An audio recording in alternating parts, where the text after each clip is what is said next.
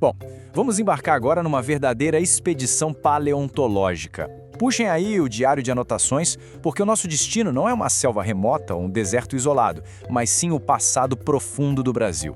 Hoje, nós vamos voltar milhões de anos no tempo para descobrir uma criatura fascinante que simplesmente dominava as paisagens muito antes do reinado dos dinossauros chegar ao fim.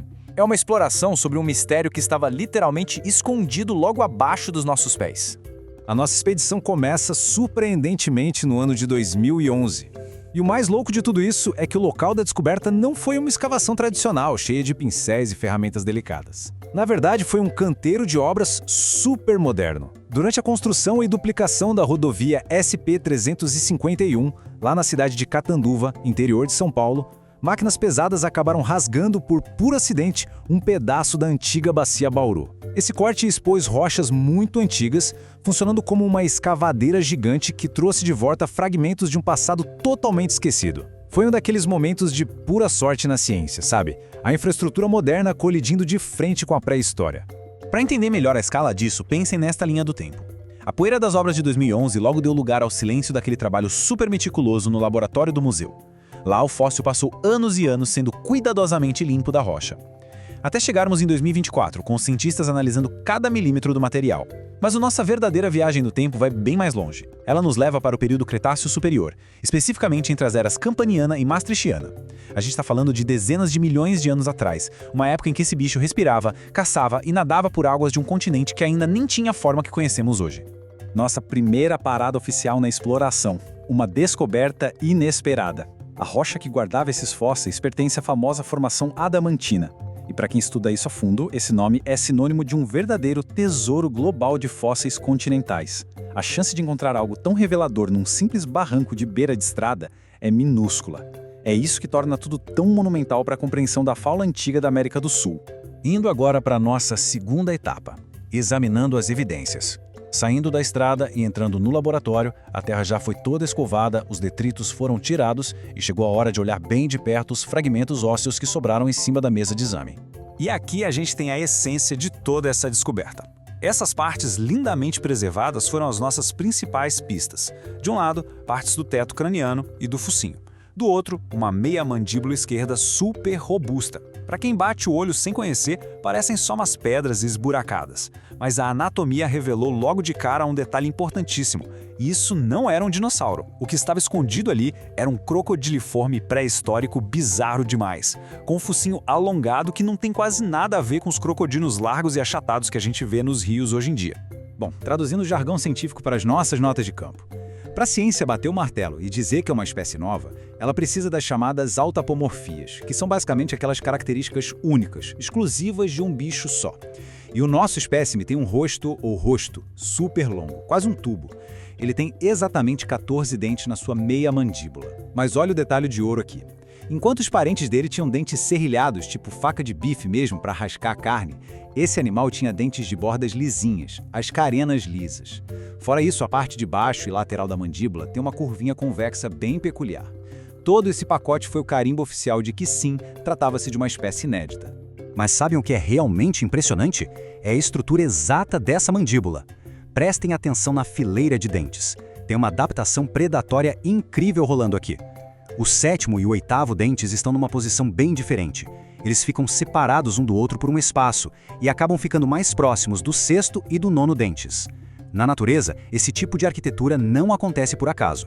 Isso significa que essa mandíbula funcionava como uma verdadeira armadilha debaixo d'água, perfeitamente adaptada para o estilo de caça desse animal, permitindo segurar presas muito escorregadias de um jeito fatal. Vamos agora para a parte 3 do nosso diário, montando o quebra-cabeça. Encontrar uma nova espécie é espetacular, sem dúvida.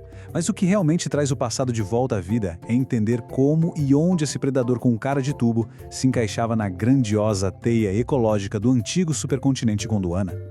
E é aqui que o negócio fica de cair o queixo. O Grupo Bauru não é só mais um depósito fóssil comum. Como os pesquisadores destacam claramente no estudo, essa região sugere a existência de um ecossistema que era dominado pelos parentes dos crocodilos. Parem para pensar nisso um segundo. Em quase todo o resto do planeta, os dinossauros eram os donos absolutos do pedaço. Mas aqui, nessa região específica da América do Sul, os crocodiliformes eram os grandes chefões. eles se diversificaram loucamente, ocupando os enormes espaços ecológicos que normalmente pertenceriam aos dinossauros. É uma anomalia pré-histórica fascinante, sem paralelo na história do nosso planeta. Entrando na nossa parte 4, a árvore genealógica. Para a gente entender direitinho de onde esse novo predador veio, precisamos dar uma olhada nos arquivos da ciência e encaixar o nosso espécime nessa família gigantesca e super diversificada do grupo Notossutia. O foco aqui é uma família chamada Peirossauridae. O estudo deixou super claro que rola uma divisão evolutiva monumental nela, com 2 ramos principais. De um lado, a subfamília Peirossaurinae. Eles tinham focinhos mais altos e curtos, pernas feitas para correr e hábitos terrestres. Eram literalmente uns cães crocodilos correndo atrás de presa em terra seca. Do outro lado, a subfamília Pepesuchinae, que foi a galera que preferiu a água. Desenvolveram focinhos super longos parecendo umas pinças, ideais para uma vida semi-aquática. E o nosso novo fóssil de catanduva, com sua mandíbula tubular, cai como uma luva e ajuda a consolidar exatamente esse segundo grupo. E não é só no olhômetro não, a matemática pura comprova isso. Os pesquisadores fizeram uma análise de morfoespaço, que é basicamente jogar todas as formas de crânio num gráfico multidimensional complexo. O resultado provou matematicamente que esses crocodilos de focinho longo exploraram adaptações evolutivas que nenhum outro bicho daquele grupo jamais tentou. Eles não estavam só fazendo pequenas mudanças. Eles desbravaram fronteiras corporais e ecológicas totalmente novas nos rios do período Cretáceo. O que nos leva à nossa quinta e última etapa, o legado de Catanduva. O animal foi descoberto, limpo, examinado e classificado. O último passo dessa nossa expedição é dar a ele um nome formal, cimentando seu legado para sempre nos registros da ciência. Apresentando oficialmente a vocês, Epoidsuchus tavaresii. A montagem desse nome é brilhante. A primeira parte, epoide, vem do grego antigo e significa encantamento ou feitiço mágico. Por que isso?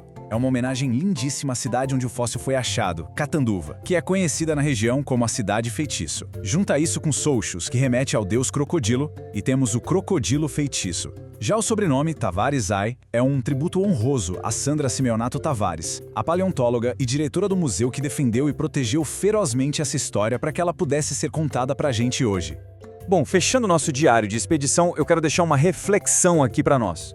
O Epoidsuchus só viu a luz do dia na modernidade porque uma máquina cortou a rocha certinha na hora exata. Tendo em vista o tamanho gigantesco da Bacia Bauru espalhada pelo subsolo do nosso país, que outros monstros pré-históricos de ecossistemas perdidos estão aí agora dormindo silenciosamente debaixo do asfalto das nossas rodovias modernas, só esperando o próximo golpe de sorte para serem descobertos? É um mistério incrível, não é? Fica aí a provocação.